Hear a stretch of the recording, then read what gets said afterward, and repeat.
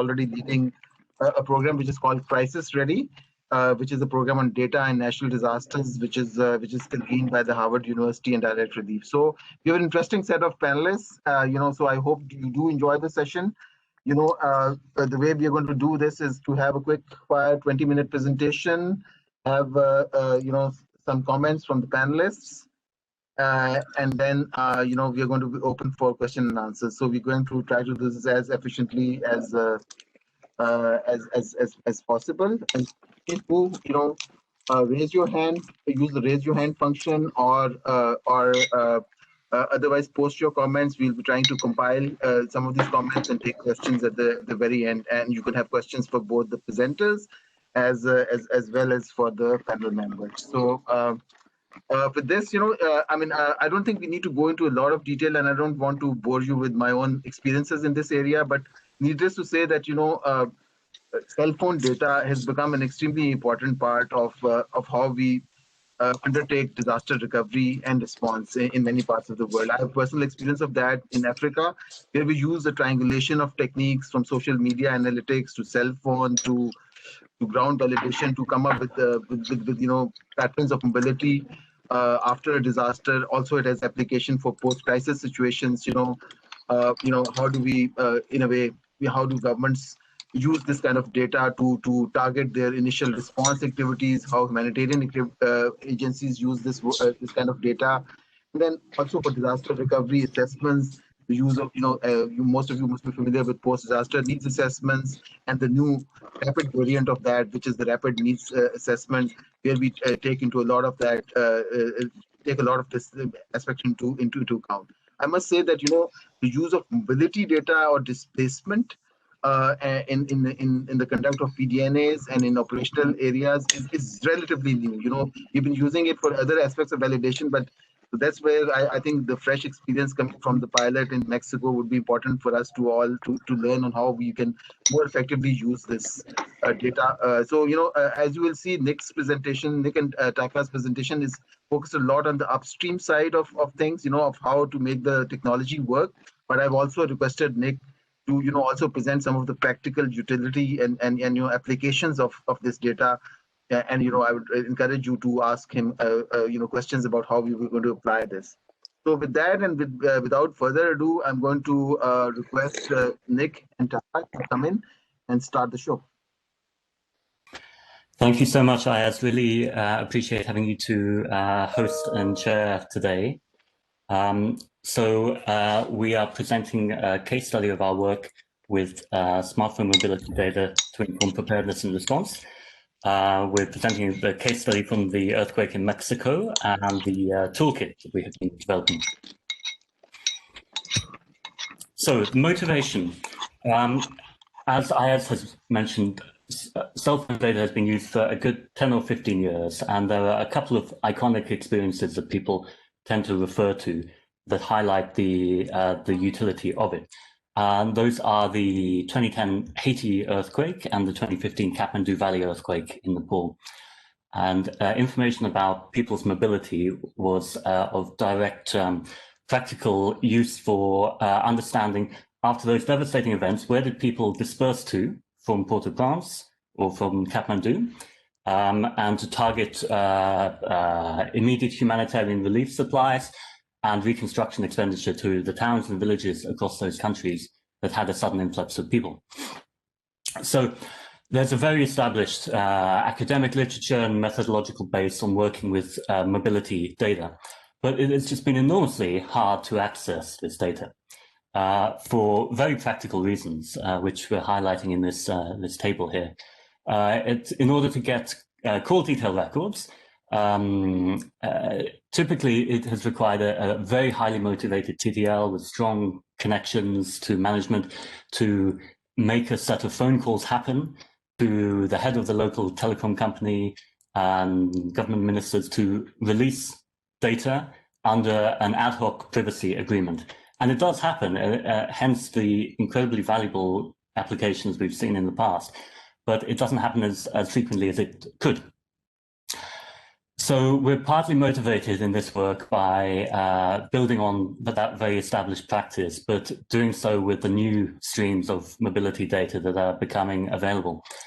In particular, we have these new GPS accuracy mobility datasets being provided by a number of firms. We work with Cuebiq, based on really the generational shift in cell phone technology. So everyone's smartphones today have GPS devices, and the apps in smartphones use location services for all manner of targeting ads and other functions. So the question, given the newfound availability of these data sets to World Bank TDLs and to external partners, in our case through Development Data Partnership, how can we build out some practical use cases and build out a pipeline to implement them? That's our motivation. So we'll be focusing on two broad buckets of use cases: disaster response and recovery, and urban development. Our case study is the Mexico earthquake of September 2017, and we will be seeking your feedback on the use cases. So I have two slides just to jump in and give a flavor of what this data actually looks like. What form does it take, and what are the steps to go from a raw data set to begin extracting some operational insights? At the simplest possible level, let's say you have location data for one single user. It would look like this. It is latitude and longitude and time. So it's a series of locations at points in time. And it looks like this, but time's about 10 million, 100 million. It's a very, very large number of rows of data exactly like that. From this data, you can begin to plot it. You can identify where people have been. Then you can begin to count and aggregate people's location over time by geographic units, how much time was spent in zone A versus zone B at different times of the day. And based off that, you can begin building a set of steps and building out metrics. So in this case, this is a kind of a toy data set that I created using an app on my phone that shows for a week last year the overall number of kilometers I walked around my neighborhood on Monday through Friday. It's actually a metric that has been of direct operational use in COVID response, as stakeholders in many countries have aimed to understand when the government introduced a lockdown order, did people adhere to it? Did people stay at home or not? And how did that shift over time as COVID cases changed? Yeah. But in our case, we are never interested in single users. In fact, so privacy comes absolutely paramount first in how we all need to approach this work, and we never look at individual user data. At any rate, there are also privacy protections applied to individual user data to add anonymization. We are interested in a population. The people who lived in a given city over a 1-year period, for example. So this is just showing some standardized steps to begin kind of processing, cleaning up this data and making it ready for analysis.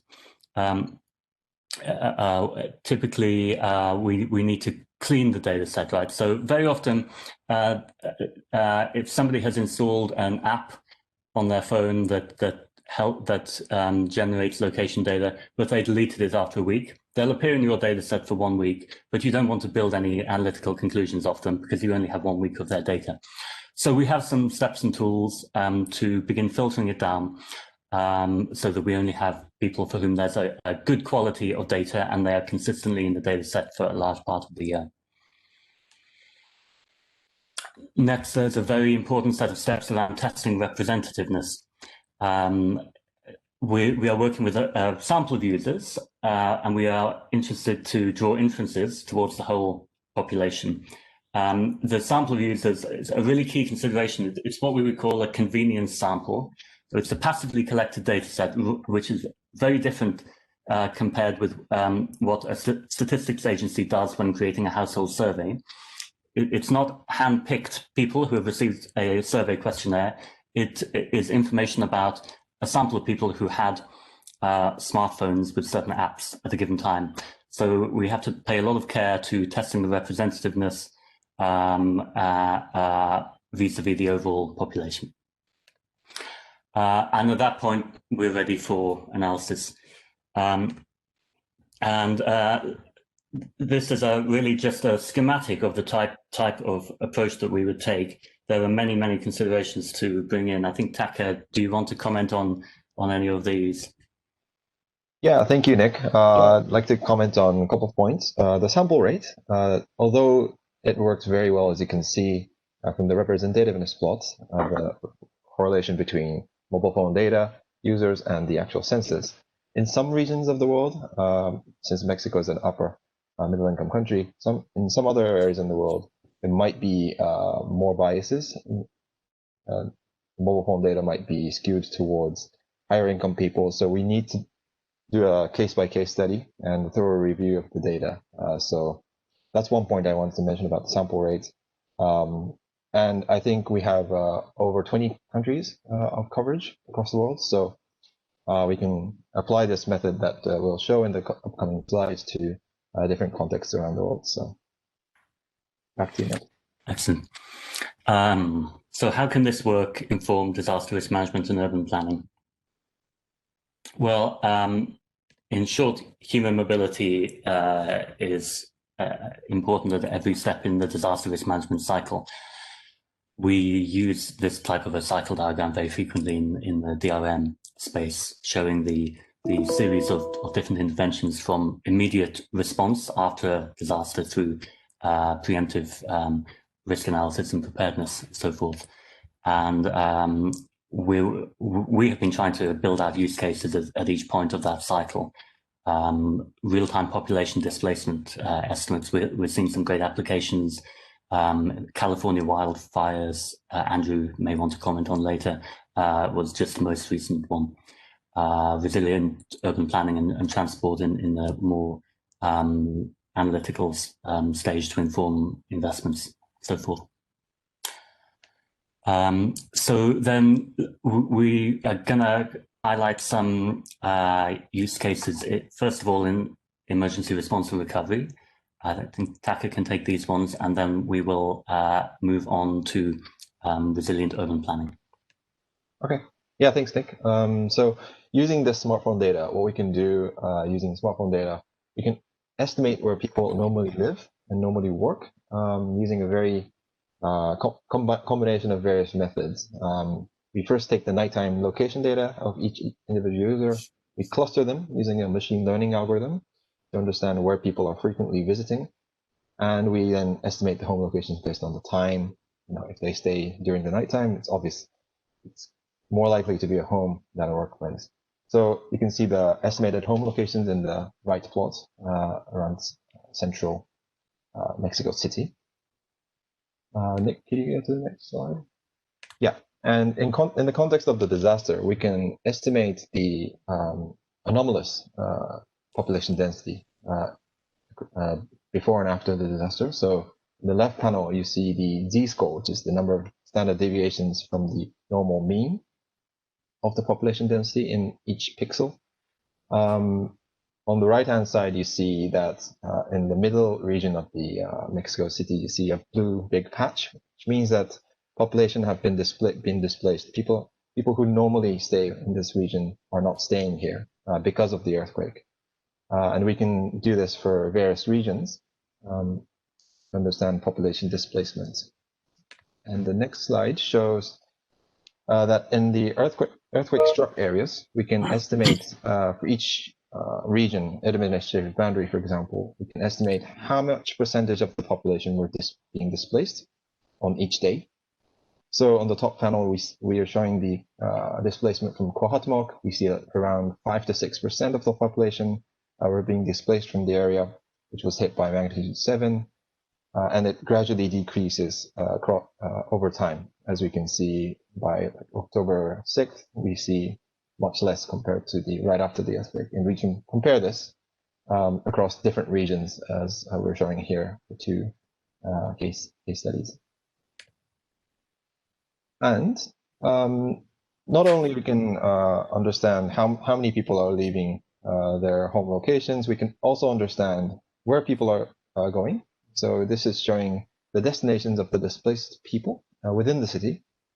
And the next, and the next panel shows the destinations of the displaced people across the entire country. So we can track where people are being displaced across a very wide geographical region to understand where people are leaving for. And finally, we can combine this displacement data with poverty maps for income levels of the people. So we can understand where people, how far they've been displaced, but also the correlations between the poverty index, which describes the wealth of the individuals, of the people, against the percentage of being displaced. And we see that poor people are not able to evacuate to further distances. And this has been shown in other literature as well, from case studies in New Orleans, New York, and Hurricane Sandy, and Hurricane Irma, and Tohoku tsunami. So this is kind of a universal finding in the academic literature, but we see that again in this case study as well. Thank you, Decker. So some outputs on spatial development. So in spatial planning, zoning schemes tend to assume a model of how people move across a city, or they tend to try to realize a model of how people should move across the city. This is a diagram from the former bank chief urban planner Alain Berthaud from his recent book. It's a diagrammatic schemes of mobility within cities. If you just look at panel A and panel D there, you see an example where in the first scheme, people live on the outskirts and commute into a central business district each day back and forth. In D, you see an urban planner's vision that has very often people have tried to implement in many different cities around the world to create a so-called urban village model with multiple hubs, a very polycentric model, which is an attractive vision, but in the view of Alain Berthaud, it does not exist in real life. It never happens, and it actually runs up against urban economics principles in various ways. So that raises a question: how does the observed pattern of homework trips correspond with planners' assumptions? We can begin, I think, to answer this question. So first of all, commuting patterns are really crucial for a lot of spatial planning. These are just some plots of the home locations and work locations that we've derived for the region in Mexico and the difference between the two. I think Tatiana can comment extensively on this, but in transport planning practice, conducting transport demand surveys is a ubiquitous tool, but surveying people about where they live and where they work and their frequency of trips to various regions is expensive. You have to do a survey. We're definitely seeing a lot of uptake of this kind of method derived from large mobility data sets in transport planning in the USA and Europe and elsewhere. So we can derive some information about our estimate of people's commuting patterns and begin answering some questions about urban form. So Mexico City here is definitely showing a much more polycentric form, with people frequently commuting into a couple of different hubs. And Puebla is showing, it's a smaller place, it's showing a much more monocentric form with one main inner city that attracts the inward trips. Taka, do you want to do this one? Yeah, sure. To elaborate on Nick's point about understanding origin destination or commute patterns, we can extract not only where people are being displaced during disasters, but use it for normal case studies and try to understand where people live and where people work and the pairs of the origin destinations. So here we're just showing a matrix of central Mexico, Mexico City, Puebla, and surrounding satellite cities, and where they live and where they work. And you can see that a lot of people from Cuernavaca and Toluca, which are in the suburbs of Mexico City, are actually commuting to Mexico City, and you can actually get the percentage of the population who are of the commutes, of the commuting population who are moving around in this manner. And you can zoom in. We looked at the urban scale so far, but we can also zoom in to look at individual point of interest. So, for example, we can understand who is coming to the Centro de Abasto, which is a major grocery market. Who is coming to this market, from where, what kind of people to some extent. For example, income, using the poverty maps, we can understand or estimate how wealthy they are. So we can understand the profiles, usage profiles of these different public facilities using smartphone location data. Okay, I think we're just about done with our slides, but really crucially, so when beginning this case study, we thought we're going to have to write some code to do this analysis in the case of Mexico. But let's not just write one-off code and forget about it. Let's build it into Toolkit. So next time there's a data set and there's a use case, we've got everything ready to go. So this is what the Toolkit currently looks like. And Enrico, I think, is on the call. Enrico has been building this up. We have version 1 of the Toolkit currently on GFDR and GitHub. And version 2, which Enrico is currently putting finishing touches to, will be going up pretty soon. I think we're going to, Ayaz, correct me, but we're a little bit behind schedule. So I think in Q&A, we could come back and we could ask Enrico to talk us through, for anyone who wants, the different elements of this toolkit. But for now, to mention that we are planning to have this as an open source resource for anybody to use. How do we move this agenda forward? That's a much broader discussion. From our team's perspective, we're looking forward to hopefully doing more work in this area together with folks in the bank and externally who are interested. We're looking to do some more country implementations, help build out those use cases, together with any teams in the GPs who see something to be done. We are at the same time aiming to continue working on a methods and tools track. We will be looking to publish some kind of public-facing guidance note with a bit of a methodology roadmap, maybe around a year from now, and hopefully build out MobilKit together with Emanuele, Enrico, Taka, and the team. So shout out to MindEarth, our partner on building this out, and a community of practice.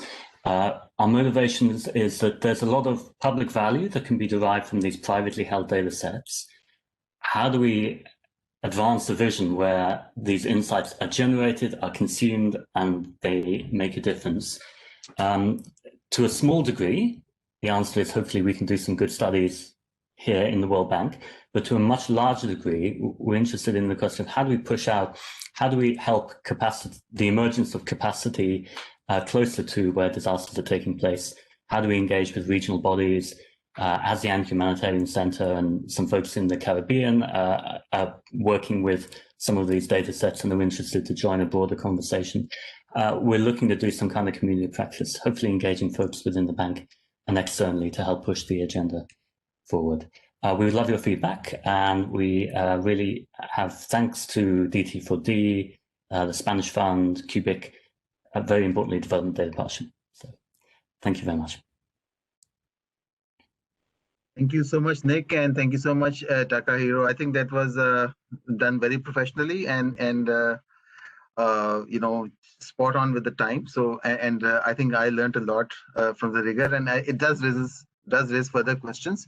So what I'm going to do is for you to start looking at the chat box a little bit. There are some questions.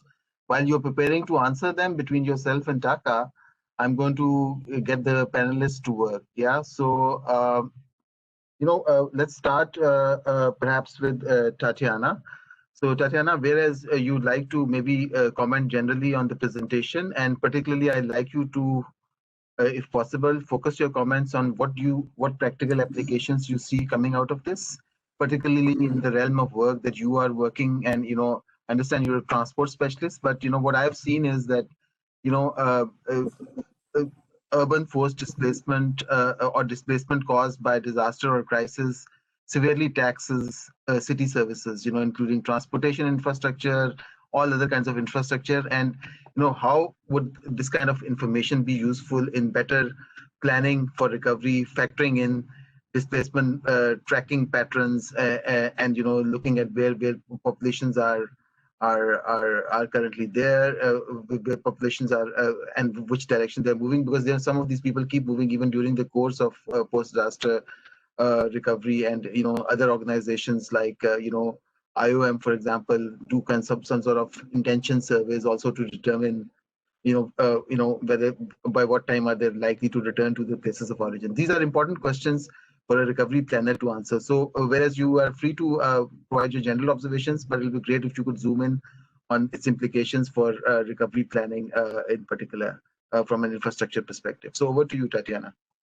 Of course, and thank you so much for inviting me to this presentation. I could not be more excited about this work.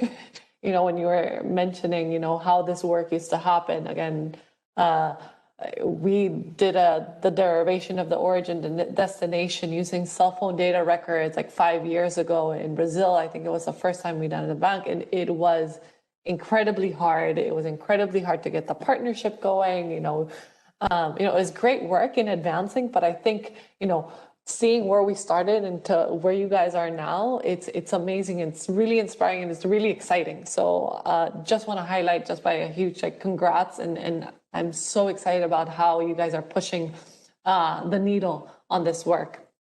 What we looked from CDR, and the two main problems is, one of it was the scale up, right? How do you do this? How do you do this more sustainably? How do you scale it up? And I think you guys are doing that. And particularly, I think that the combination of creating these tools in addition to the development data partnership is really where you can get these multiple applications. And we're looking to do that exactly right now. And then the second thing is, this is going to be really exciting for the transportation side of things, is the granularity that you guys can get. When we were using cell phone data records, one of the major limitations is that we were constrained by the location of cell phone towers. And, a lot of the times this meant that, if they were very big, this meant that, small movements, walking trips inside these cell phone data towers, we couldn't get to. And I think, these are kind of the kind of things that make us really exciting.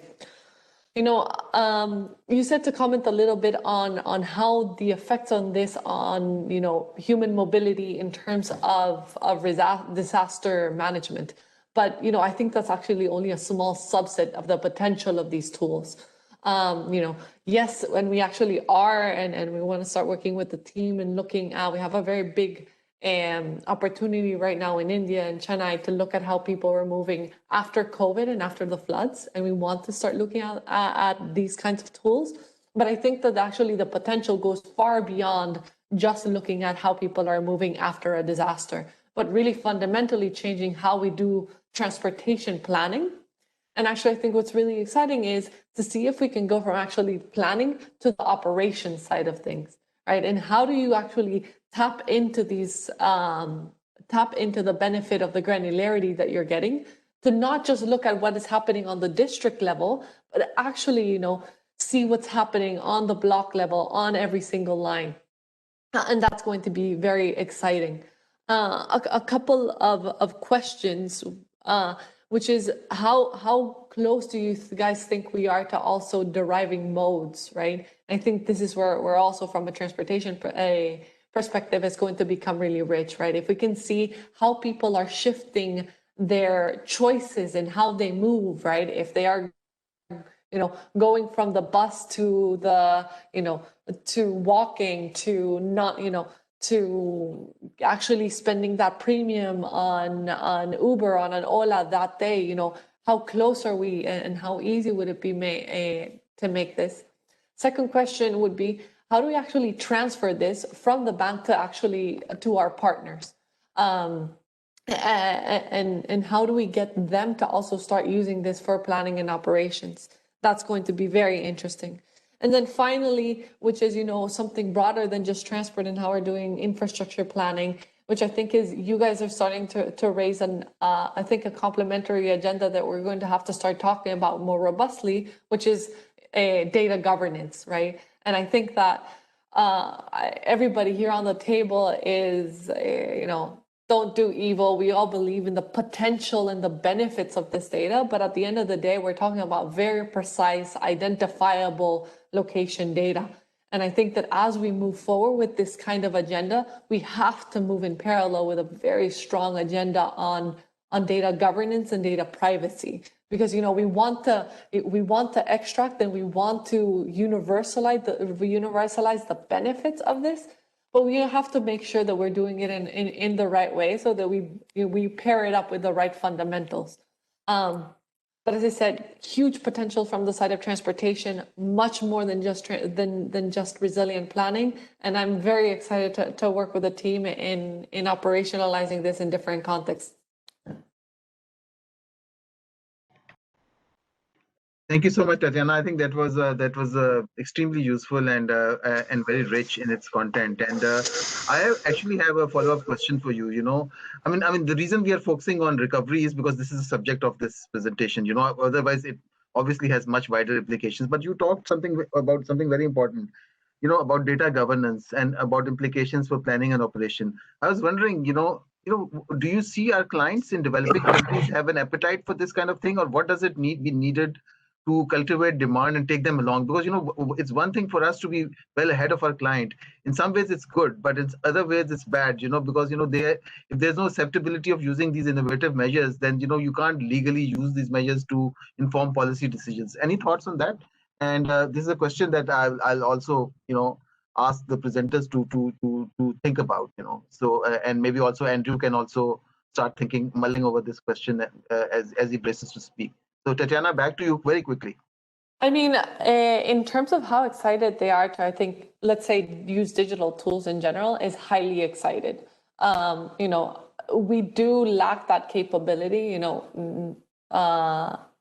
in terms of actually, you know, going into, I don't know how many client countries would have the capability to going into GitHub, understanding GitHub, you know, there would have to be another degree of user friendliness. But I actually think that whether clients of ours are prepared and ready to start using these kinds of tools is a different conversation than data governance, right? And I think that even internally, as we use, you know, we should be making, even if the answer is having data trusts and, you know, methods for de-anonymizing data. You know, I think we have to start having those conversations on, you know, how do we securely use these types of methods? And, you know, we might get it wrong at the beginning, and that's fine. But I think that's the opportunity that we actually have, right? We need to be ready for that conversation when that conversation happens. You know, it's in that sense, we have to be almost a little bit perverse of thinking, right? Thinking like, how could this go wrong, right? What are the you know, and that's what I meant. We are all looking at the benefits and looking at the good use cases. Super exciting. But at the same time, it's thinking of how do we create the right structure legally in terms of incentives so that, you know, that those, you know, yeah, just to create the right data governance. So I would start having those both of those conversations, even if they're not being, let's say, proactively asked for by our clients. No, great answer, Tatiana. I think you're right. You know, you pointed out that, you know, data governance is both on the upstream side, on the regulatory side, as well as in the terms of its application. So, you know, very important elements. Okay, Andrew. So, you know, from you, obviously, we want to know more about, you know, how do you see this from the perspective of crisis ready in terms of your, you know, work. on preparedness, on relief, on recovery? What applications do you see coming? What is already happening in the market? How is this different, and what kind of partnerships and collaboration need to be built to bring this to scale? Because it's we have started here with some pilots here, but and I know that Nick is already working, and Nick and the team are working on a concept note to make this into a kind of a service that can be provided to to other bank task team leaders as we go along. So your ideas on how to scale this up, on ideas on how what immediate utilities it has for your line of work and for the humanitarian development community, and any other thoughts that come to your mind. Over to you. Sure. Thank you very much, and thanks for having me.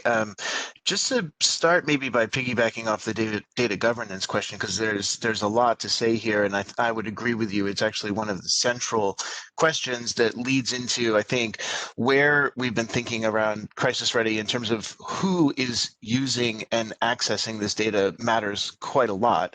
There's a couple different ways to approach it. I mean, from the technical side, I think, which hasn't been mentioned yet, kind of the primary approach is called differential privacy, which is an application of statistical noise to private individually identifiable data that allows you to aggregate, to mask identity and data while still producing useful output. So there's quite a lot of work going on in a lot of different ways. This is something that we've been doing at Crisis Ready in partnership with the Harvard Data Science Initiative to develop applications of open differential privacy tools, so open frameworks that can be applied to a range of different types of data sets, and I think is really in line with where Nick has gone and the team around open code for being able to expand the community of users that are fluent in all the various parts of this. So that I think is quite significant. It's significant also in the sense that you've seen a proliferation of data providers. So we talked a bit about individual cell phone records. Facebook has been one of the most active in the space. Facebook has actually proliferated an enormous range of data products. So well beyond what we're talking about so far, including co-location matrices, including highly aggregated data with differential privacy applied that actually is shared on the UN Humanitarian Data Exchange. So that kind of range of activity has, I think, become quite significant here. Within a company like Facebook, for instance, I think one of their key tensions is around how much data should be shared of the kind that you were referencing today, and how much really ought to have fairly rigorous differential privacy applied so that it can be made public and sort of safely circulated as open data. When we did a lot of we recently did a lot of research into case studies with applications during the COVID pandemic. One of the most interesting use cases that we came across around this was in Costa Rica with a group that was sharing data with the Costa Rican Emergency Management Agency to understand lockdown patterns and the impacts of social distancing orders. They actually had access to much more granular data, of the kind that Nick was talking about, chose not to use it actually, and instead chose to use much more highly aggregated, publicly available data, largely because it, for them, changed the kind of public conversation around state surveillance and forestalled a lot of criticism that they were concerned that the Costa Rican government might otherwise have received. Even if it was misplaced criticism, there was concern that any even perceived breach of trust would be a kind of communications and governance problem for them. And I think you can see that kind of discussion emerging all over the place right now, and is one of the, I think, key issues. So, as we think about it, I work for an NGO. We're in the health sector. We do a lot of this stuff around health resource allocation. I think some of the most interesting impacts have been in post-evacuation settings. So looking at where populations have evacuated to, how that connects. So then you get into link data really quickly, which also poses its own data governance challenges, by the way.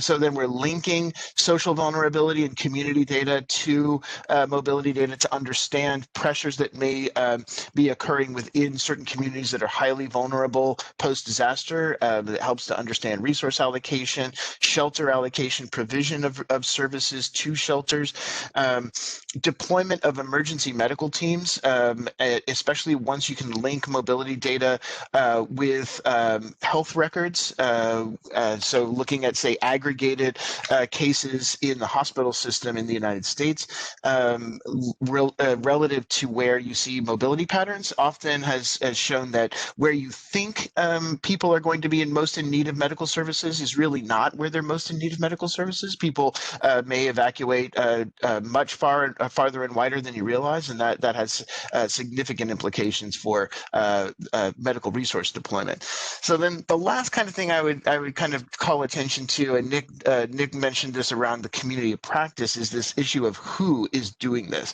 And I think this is actually not a new question at all. This is actually quite similar to a lot of things that we face in humanitarianism around capacity building and preparedness. So the more kind of data pre-positioned you are in terms of who's capable of immediately performing analysis and then translating it to the relevant decision makers becomes quite key. In Mexico, I think there are lots of examples of opportunities for working with researchers in Mexico, for instance, at UNAM, in the various institutes that have been established to advance social vulnerability and disaster impact analysis.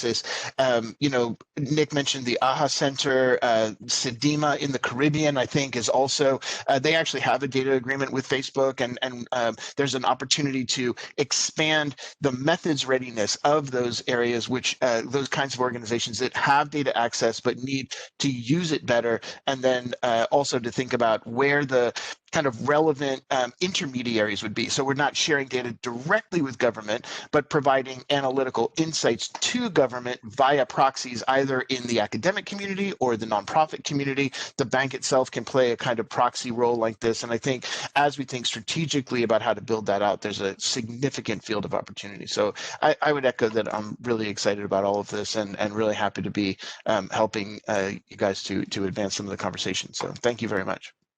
Andrew, thank you so much for contributing. I think this was outstanding. I think you raised a number of issues that I've also observed. The last one, that you talked about, the fact that we need to sell analytical products out of it rather than crude data. And that's really the part that we've been trying to do at the bank here.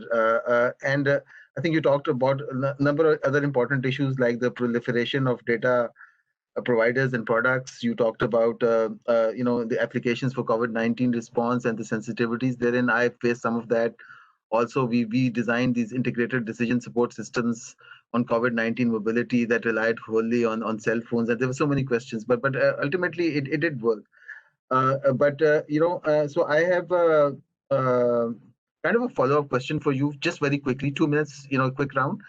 So from a crisis ready perspective and preparedness perspective, do you think displacement can be predicted? Do you think that, you can use this kind of, time series data to predict future displacement and already prepare evacuation and preparedness protocols according to that? Is it a dream for now, or is it a dream for later? I think it's something which is definitely possible to do, and there's some research ongoing in that area. There, like many things, it has a number of affordances to it that need to be kind of figured out. So sometimes holding on, it's important to note, so as you kind of accumulate data to be able to run, say, simulation analysis, there are time and purpose limitations to the data. So we need to be able to as you kind of think about historical time series analysis, we're not actually allowed to hold on to data for years and years and years that's produced through these means. But as we kind of think about the accumulation of use cases, there's no question actually that the kind of historical view of displacement patterns linked into particular geographies that are highly disaster affected becomes at least in terms of comparative analysis, in terms of understanding how that lines up with specific factors that we already knew prior to the mobility analysis made people vulnerable to disaster, shows things like rates of mobility, the distance traveled, the duration at which people are absent.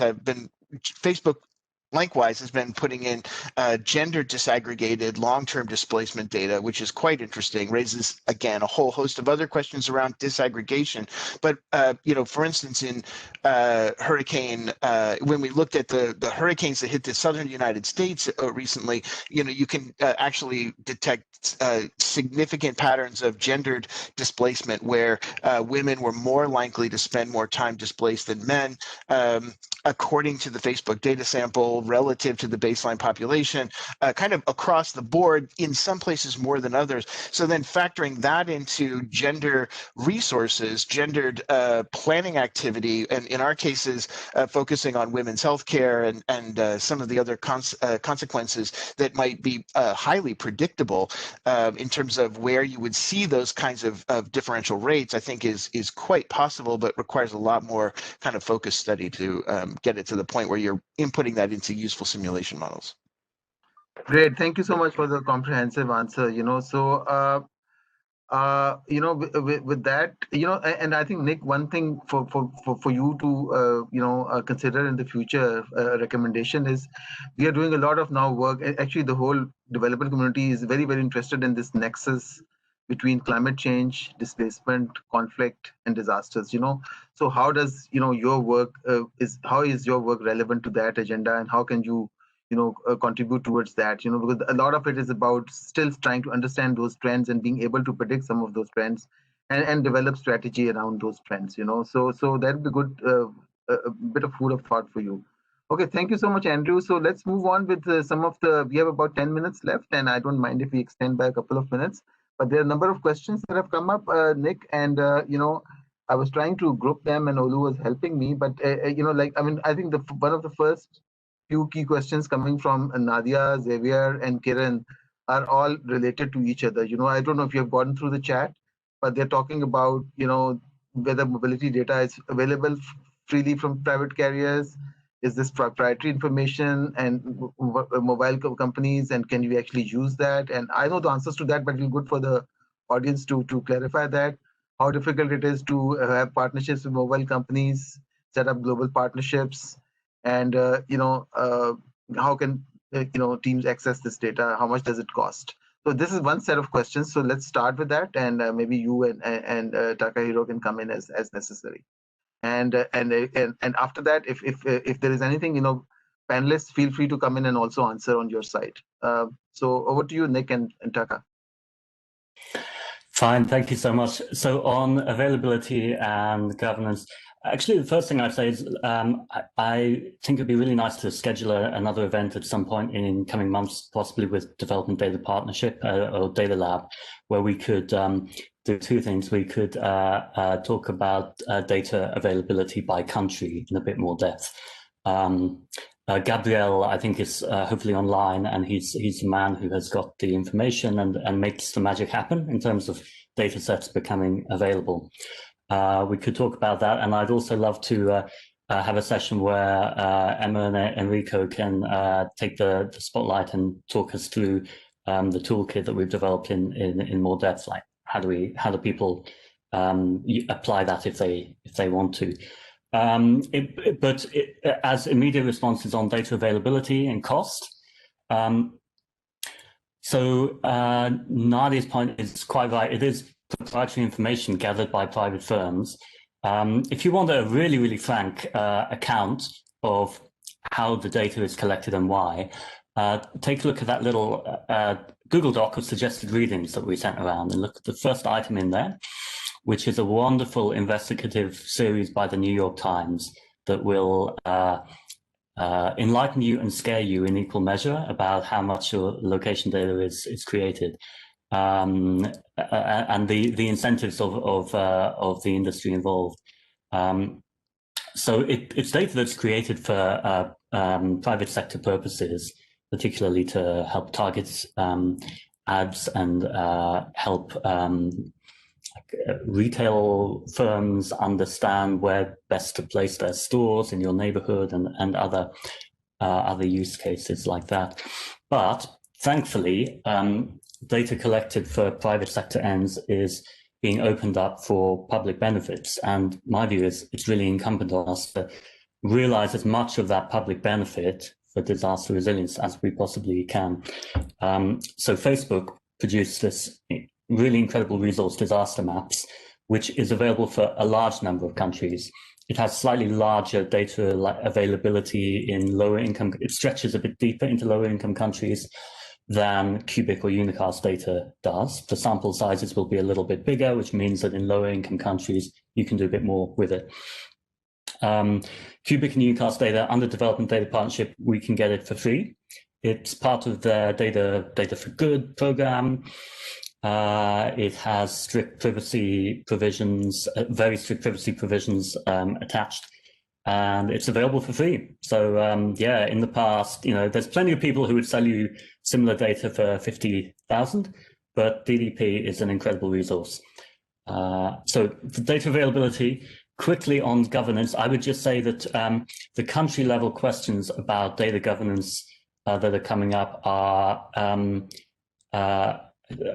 a really, really broad and quite challenging set of questions to come back to for another day. But I highlight the concept of data collaboratives, which is coming up as a model in many different countries, where I think we need to be engaging with our clients a little bit more. A data collaborative, as I see it, is where a government comes together with private firms that have data and universities, researchers or others, and kind of creates this structured way for researchers, NGOs, and the government to be able to access sensitive data under strictly controlled conditions for public goods. Yeah. So I'll pause there. As you may have, yeah. Thanks, Nick. No, that was fairly comprehensive. And by the way, there is no bar on people, raising their hand and asking a question in real time instead of posting questions. So if anyone wants to do that, please feel free to do that. We have another 5 minutes. Maybe we'll extend by a couple of minutes to allow. Okay, there's another group of questions, which is, I think, more or less resonating the question that I asked earlier. The questions relate to, how relevant is this tool to monitoring protected displacement and linking with urban planning strategies and forced displacement durable solutions, looking at more the longer term solutions rather than just the immediate term. And if you have any thoughts on it, please do come in. And a related question to that was, just a second, how is the tool applicable to low onset disasters like drought, refugees, climate migration? More or less the same questions that I had. And so these are the two questions that I'll roll into one. And I think the question on disaster preparedness has already been answered in a way by Andrew. So I will not repeat that. And then there's another question from someone on the disaster assessment. It's from Hero. So I did not fully understand the question. So maybe we'll request Hero to come in. But first, Nick, Taka, and the panelists, you want to answer any questions on this implications for longer term protected displacement, the nexus of climate, and all of that? Any quick answers? Because that's a really very, very, very relevant question here. So I'll give you 2-3 minutes to do that. So maybe Taka, do you want to come in on quick versus slow onset and displacement? And Taka, maybe you can also, you'd be the person to tackle Nadia's really great question about what happens when network coverage is low during an event. Okay. And Taka, unfortunately, it's a speed round. You have only 2 minutes to do all of this. Okay. Maybe I can just start with the network outage questions. That I think I saw a couple of them. So in this case, Cuebiq stored, because they're collecting location data in their smartphones in the local devices, they were able to capture even when there was a power outage during the Puebla earthquake, they were able to store the location data within the devices and then later extract it. So there were much less loss of these data compared to other major disasters. And also, by the next day, after the Puebla earthquake, 92% of the power were restored already. So, but then if you look at other disasters, like we've been looking at Hurricane Maria, for example, in Puerto Rico, in that case, power outages continue for a much longer period of time. We've been developing methods to estimate the population dynamics using the power outage data itself. So kind of a reverse estimation technique, but there's various methods to overcome that issue. Also, I think Tati asked about the transportation mode estimation, estimating whether it's a walking trip or if it's a vehicle trip, if it's a transit trip. We can do that because we have very good POI point of interest data.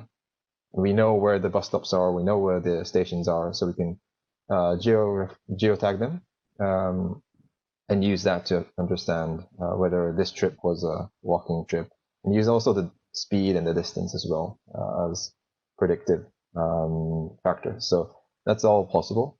And also on the onset of the onset disasters, we've done some work on floods, but I think someone mentioned it before, but one critical drawback of this data is you can't really observe it for like tens of 20 years a period of time. So we have to kind of pick certain periods and look at population dynamics within that time frame and accumulate that over time to understand the long-term effects of these shocks. Just to add in on the displacement monitoring, I would say that, yeah, in my view, there's a lot that can be done on monitoring, certainly rapid onset displacement, but I think to inform protracted displacement situations as well. It requires some more work over the next year or two, really, and probably looping in a couple of other university stakeholders who've done great stuff in this field. The Displacement Monitoring Research Center in Geneva has done really good stuff using the Facebook data, and I think there's a lot that can be operationalized quickly. And I would also reference WorldPop. We talked to WorldPop, Andy Tatum's group, the other day. So one nice application, we're all familiar with gridded population maps, right? So a map that shows you where the people in the country live, but they cannot very often be inaccurate because let's say in a region like maybe the Sahel or the Horn of Africa, they don't account for seasonal change. And where you have migration patterns on an annual basis, the population in 1 month is going to be different from the population in another month. But factoring in some of these mobility data sets, we can get a more accurate estimate of where people are for purposes of targeting safety nets, targeting other government support, based on seasonal migration or based on post-conflict or post-event migration. Thank you so much, Nick. I think we have just run out of time, but just to add just one thought, I've personally been working a lot on slow onset and conflict kind of crisis, and I can tell you that it would have implications and a number of applications for this. But there are other tools also. This is just one tool, one very important emerging tool. There are many other tools using satellite imagery, using night lights, using a lot of other techniques, a triangulation of sorts, to come up with some answers on that. So, but I think this tool obviously has great application as the COVID-19 response and what Andrew said shows us. So I think that's really it. I think since if there are no other questions, I'd like to just conclude by a difficult question that I would like to leave behind for Nick and Taka. And the question is the question of classic question of to be and not to be. The question is, because people have been asking, how can we, use this data? Where do we get this data? So, based on the work that you're doing, Nick, on, whether this will become a kind of a central service that can be provided to teams in the future, or whether, you would help them link up with market players who can help them do that. There were a number of areas where, GFTRR could provide services in this realm. It's a growing area. So, that's a question that you need to really think about, in terms of, what roles we have, what competitive advantages we have of doing some of this in-house versus some of it being outsourced to the market, and so on and so forth. So there's a range of questions, on the, and I think I know that you're working on a concept note, and which is probably related to this to some extent. So, you may want to ponder about this mode of delivery going forward. So I think with that, I'd like to very much thank Nick and Taka for the excellent presentation, and also in a way for organizing this. I just merely was asked to chair this. And I'd like to thank our panelists, Tatiana and Andrew, for their extremely insightful comments and remarks, and for some of the. And I think Andrew just posted something on another event that's happening in the near future, probably as early as next week. So please do attend these other events. Be in touch. I think Nick, you'd probably like to circulate a post event kind of information to the participants on what those links are, and maybe capturing a little bit of the discussion forward. It will be good, because we had at the peak, I think we had around 70 odd participants, so it's very good to circulate something of a note out of this. If I'd like you to please consider that. So and I'd like to thank the participants for extremely interactive session, a lot of very good questions, for their rapt attention, and for the massive participation that this has drawn. So that's all from our side. Thank you so much, everyone, for your time, and we'll beg leave now. So goodbye, and enjoy the rest of the day and the rest of the evening, as the case might be. Thank you so much. Thank you, everyone. Thank you.